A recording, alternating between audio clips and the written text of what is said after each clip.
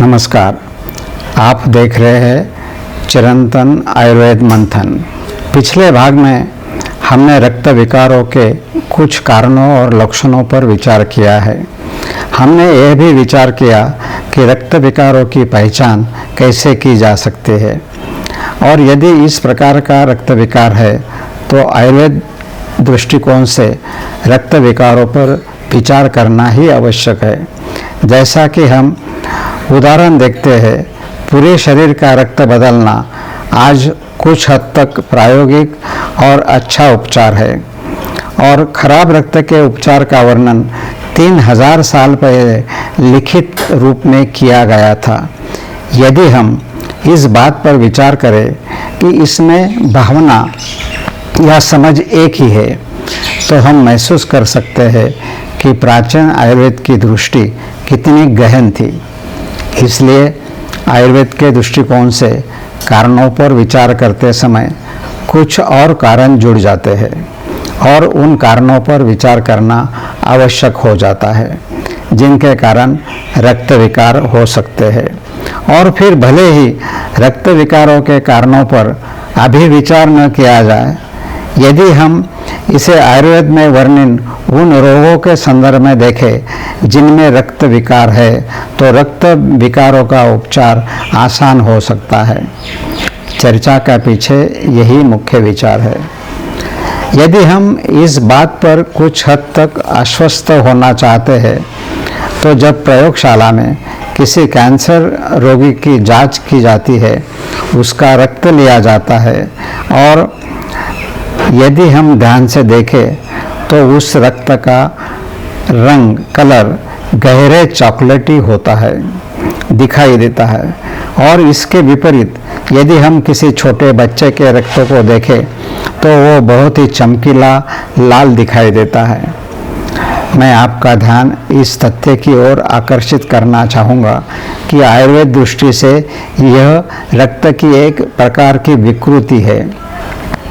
आज की प्रयोगशाला में जो जांच की जाती है वह बिल्कुल अलग सी होती है। आयुर्वेद विज्ञान में कैंसर शब्द का वर्णन कैंसर शब्द से नहीं किया गया।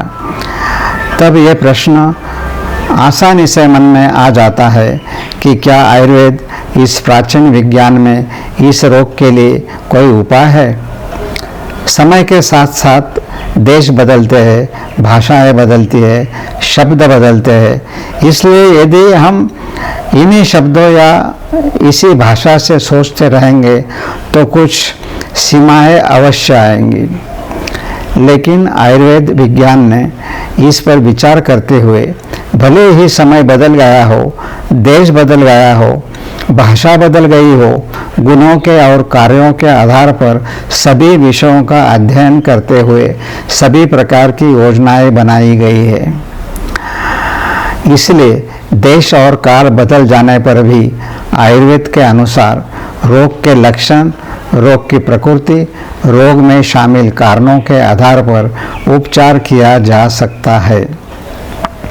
ऐसी स्थिति में आयुर्वेद ने एक कथन किया है जिसके कारण देश अपनी भाषा बदलने पर भी इलाज करना आसान हो सकता है। हम आयुर्वेद में कही गई बातों को एक सिद्धांत के रूप में देखना चाहते हैं।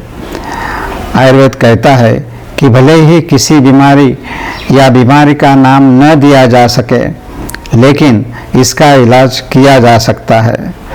इसमें उस चिकित्सक की कमी नहीं हो सकती, क्योंकि सभी बीमारियों को नाम कभी नहीं रखा जा सकता। इसलिए यदि नाम देने की कोई संभावना नहीं है तो हम उस बीमारी का मूल सिद्धांत मानकर इसका इलाज कर सकते हैं। इसलिए बीमारी को नाम दिए बिना, भले ही बीमारी का नाम ही न बताया गया हो, इसका सीधा और आसान अर्थ यह है कि सिद्धांत का उपयोग किया जा सकता है और इलाज किया जा सकता है।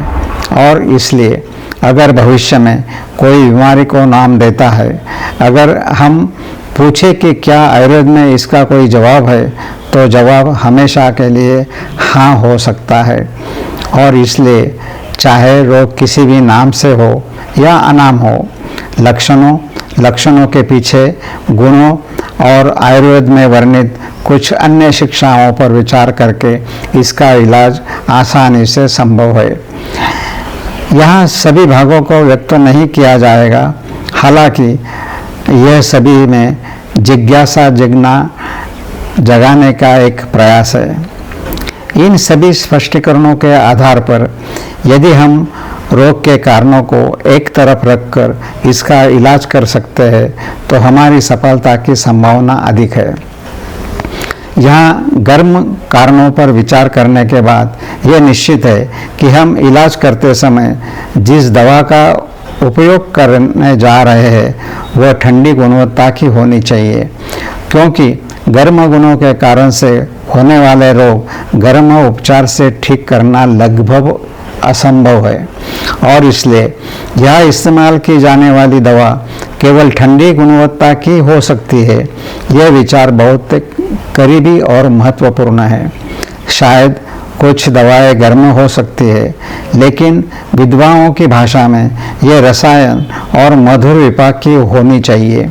चूँकि यह हिस्सा थोड़ा वैज्ञानिक है, इसलिए मैं अभी इसके बारे में ज़्यादा बात नहीं करूँगा।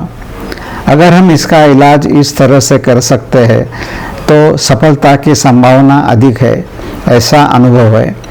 मैं संभावना शब्द से अधिक इसलिए कर रहा हूँ क्योंकि भारतीय दर्शन में बताया गया है कि व्यक्ति का जीवन निश्चित है और उसे बदला नहीं जा सकता।